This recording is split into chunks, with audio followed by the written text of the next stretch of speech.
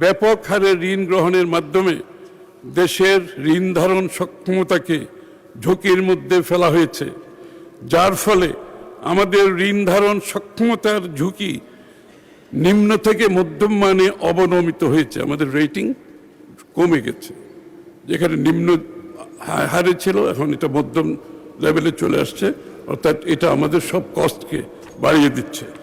24-25 অর্থবছর শেষে সরকারের মোট ঋণের পরিমাণ দাঁড়িয়েছে 24-25-এ 21,44,034 কোটি টাকায়, যা জিডিপির 38.61%।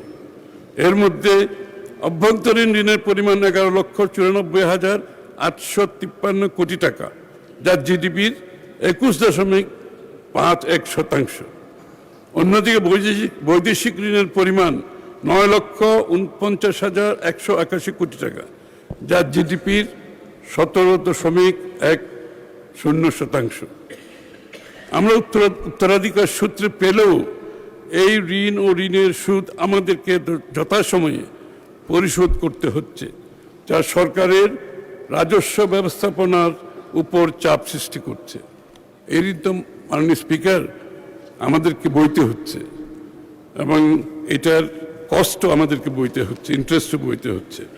এই অবস্থা হতে উত্তরণের মাধ্যমে ঋণ ধারণ সক্ষমতাকে পুনরায় নিম্ন ঝুঁকি পর্যায়ে নিয়ে আসার লক্ষ্যে আমরা সুনির্দিষ্ট পরিকল্পনা বাস্তবায়ন করছি। আমাদের রেটিং যেটা কমে গেছে এটাকে বাড়ানোর জন্য।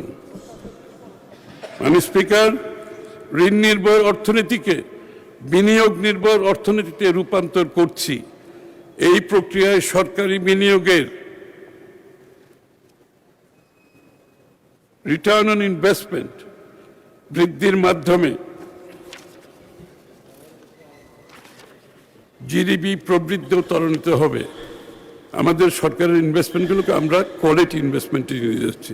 এবং কোয়ালিটি ইনভেস্টমেন্ট বলতে কি, প্রত্যেকটা প্রজেক্টে মাননীয় স্পিকার আমরা অ্যাপ্রুভ করছি অন দ্য বেসিস অফ 3-4টা ক্রাইটেরিয়া।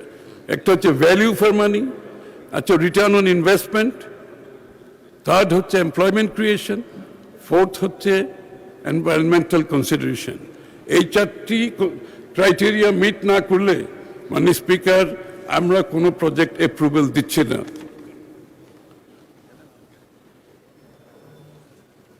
আমাদের সরকার আগামী অর্থ বছরগুলোতে ঋণ জিডিপি অনুপাত ক্রমান্বয়ে কমিয়ে আনবে। এটা আগামী বছরগুলোকে ক্রমান্বয়ে কমিয়ে আসবে ইনশাআল্লাহ।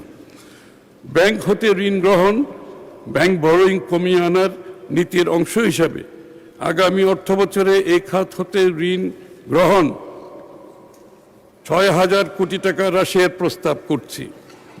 আমরা ব্যাংক থেকে ব্যাংক বরোয়িং কমাচ্ছি। এখন আমরা এই ধারা অব্যাহত রাখতে চাই। আমাদের সরকার মধ্যমেয়াদে ব্যাংক হতে ঋণ গ্রহণ ক্রমান্বয়ে কমিয়ে আনবে, এটা অব্যাহত থাকবে।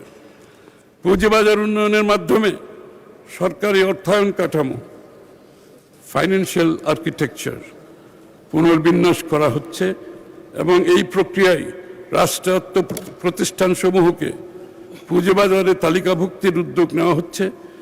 এটি বাস্তবায়নের ফলে রাষ্ট্রায়ত্ত প্রতিষ্ঠানসমূহে বিকল্প অর্থায়নের সুযোগ সৃষ্টি হবে, সরকারের অর্থায়ন হ্রাস পাবে এবং জবাবদিহিতা বৃদ্ধি পাবে। এর ফলে সরকারের একটি শক্তিশালী ফিসক্যাল স্পেস তৈরি হবে, এবং ধীরে ধীরে এ সকল সংস্থায় সরকারি ঋণ গ্রহণের পরিমাণ কমে আসবে।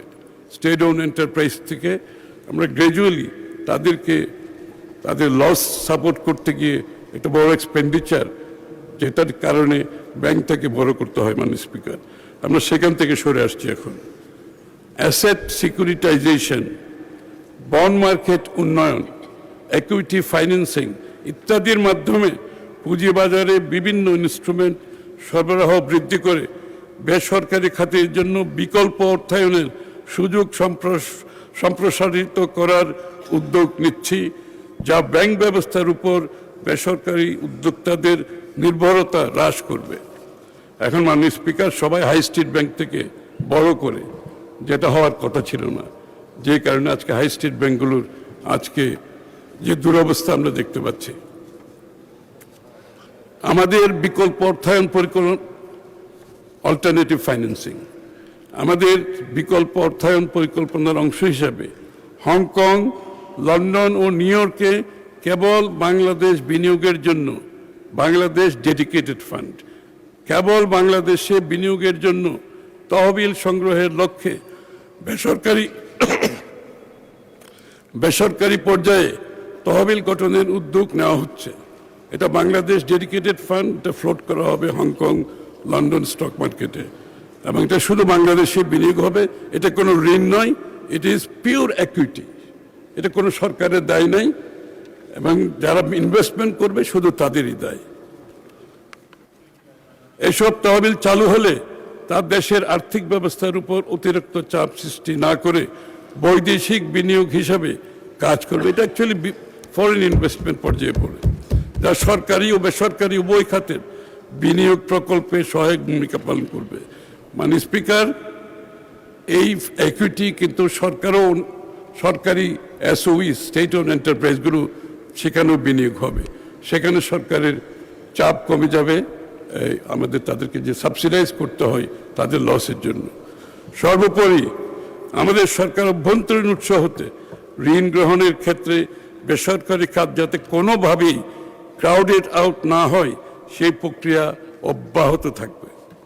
আমি বিশ্বাস করি সংসদ ও দেশের জনগণের আন্তরিক সহযোগিতায় আমরা অর্থনীতিকে আরও স্থিতিশীল, শক্তিশালী এবং টেকসই প্রবৃদ্ধির দিকে এগিয়ে নিয়ে যেতে সক্ষম হব।